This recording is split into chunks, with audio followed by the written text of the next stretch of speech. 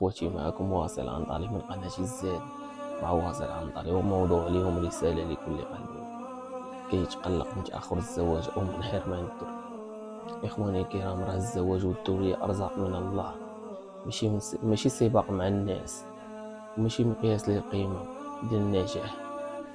الله هو الرزاق وكيعرف الوقت المناسب لكل عبد، وكيكتب كل شيء بحكمة. وما تضغطش على نفسك وما تخليش كلام الناس يكسر. راه الرزق الإخوان ما كيتأخرش، غير كيتحضر ليك في الوقت المناسب اللي كتكون انت قادر عليه.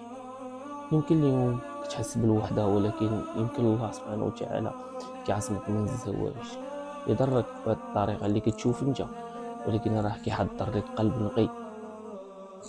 فهمني، يمكن تحس بحرقة ولعدم وجود الذرية، ولكن راه الله سبحانه وتعالى كيعطيك بلا حساب، كيختبر الصبر ديالك باش يرفعك درجات.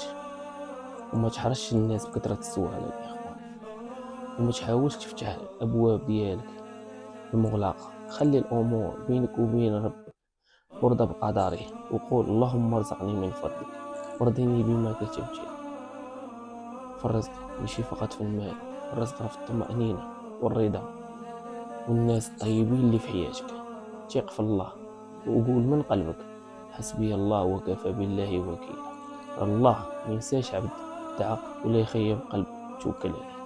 ولهذا الإخوان، إلا استفدتي انت بارطاجي لا فيديو باش يستافد غيرك، الدال على الخير كفاعله.